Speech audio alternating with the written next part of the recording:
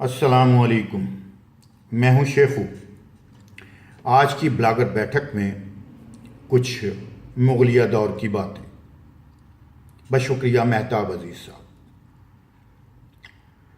تاریخ ہمیں بتاتی ہے کہ مغلیہ سلطنت جب روز بروز زوال پذیر ہونا شروع ہوئی تو چشم فلک کو عجیب عبرت انگیز تماشے دیکھنے کو ملے۔ اورنگزیب عالمگیر کا پڑپوتا معین الدین محمد فرخ-سیر کے نام سے 1713 میں ہندوستان کے تخت پر بیٹھا۔ تخت پر بیٹھتے ہی اس نے اجداد کی، اپنے آباء و اجداد کی ناک یوں کٹوا دی کہ ایک جسم فروش رذیل طوائف لال کنور کو امتیاز محل کا لقب دے کر اس کے ملکہ ہند بنا ڈالا۔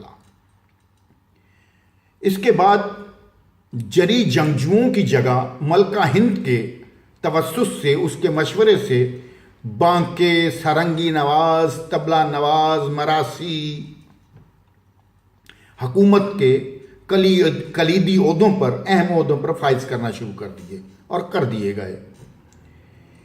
ایک دن شراب کے نشے میں دھت بادشاہ سلامت نے لال کنور کے ایک رشتہ دار کو ملتان کا صوبیدار مقرر کرنے کا احکام جاری کر دیا۔ شاہ عملیہ کی جانب سے شاہی حکم کے باوجود پروانہ صوبیداری جاری کرنے میں تاخیر ہوئی تو ملکہ آگ بگولا ہو گئی۔ ناظم دفتر کی بارگاہ شاہی میں طلبی ہو گئی۔ ذوالفقار علی خان نامی ناظم بھی بادشاہ کا منہ چلا مصاحب تھا۔ ملکہ اور بادشاہ کے سامنے کورنش بجا لانے کے بعد ہاتھ باندھ کر کھڑا ہوا تو ملکہ نے جلال میں پوچھا کہ شاہی حکم کے باوجود ابھی تک پروانہ جاری کیوں نہیں ہوا؟ اس پر اس نے دست بدستہ عرض کی کہ حضور عالیہ حضور، ملکہ عالیہ حضور، ہم خانزادوں کو رشوت کی لت لگ گئی ہے۔ مجبوری یہ ہے کہ آتاب شاہی کے خوف کے باوجود رشوت لیے بغیر کام کرنے پر خود کو ہم آمادہ نہیں پاتے۔ ملکہ نے اس جلالی لہجے میں کہا، مجھے بتاؤ تمہیں کیا رشوت چاہیے اس پروانے کے اجرا کے لیے؟ اس پر مصاحب نے رقوع کی حالت میں جا کر عرض کی، حضور رشوت میں 500 نقشین تنبورے دلا دیجیے۔ یہ تنبورے کیا چیز ہیں یہ بھی ذرا سن لیجئے۔ تنبورے آپ سمجھ لیں کہ ستار کا چھوٹا بھائی اور گٹار کا، آج کل کے نیو دور کے گٹار کا دادا کہلاتا ہے۔ بڑا خوبصورت ساز ہے، بہت خوبصورت آواز نکلتی ہے اس میں، نغمے شروع میں اسی پر۔ اب بھی یہ تنبورہ استعمال ہوتا ہے، عموماً پختونستان وغیرہ کے علاقے میں، بلوچستان میں تنبورہ استعمال کیا جاتا ہے سازوں میں۔ تنبورہ آپ کو کوک اسٹوڈیو میں بھی نظر آئے گا جی۔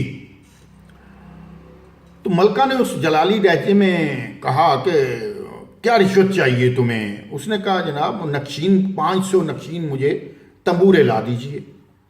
جملہ سننا تھا کہ بادشاہ سلامت نشے میں مدہوش ہونے کے باوجود چونک اٹھا اور پوچھا، 500 تنبورے کا تم کیا کرو گے ذوالفقار علی خان؟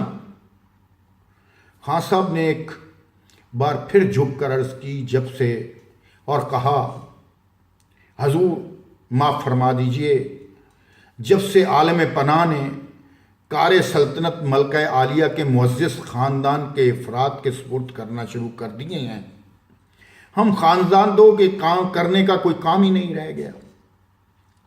اب روزی روٹی تو کسی طور پر کھانی کمانی ہے نا، تو صلاح یہی ٹھہری ہے کہ ہم وہ کام شروع کر دیں جو ملکہ عالیہ کے خاندان والے چھوڑ رہے ہیں۔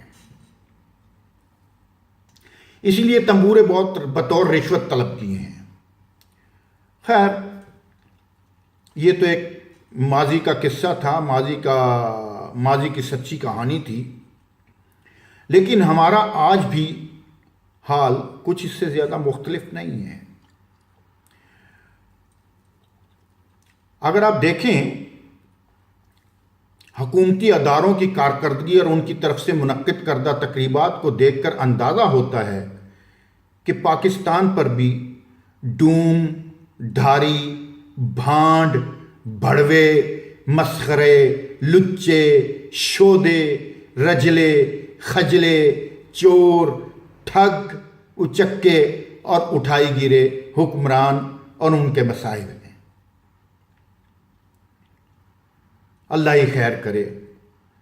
جو نیا پاکستان بنانے کی نوید سنائی جا رہی ہے، اس کا تو آغاز ہی طوس و رباب سے ہو رہا ہے، اس کا آخر نہ جانے کیا ہوگا۔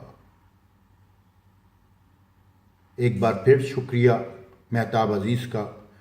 آج کے لیے بس اتنا ہی، دعاؤں میں یاد رکھیے گا۔ شیخو کو اجازت دیجیے، اللہ حافظ۔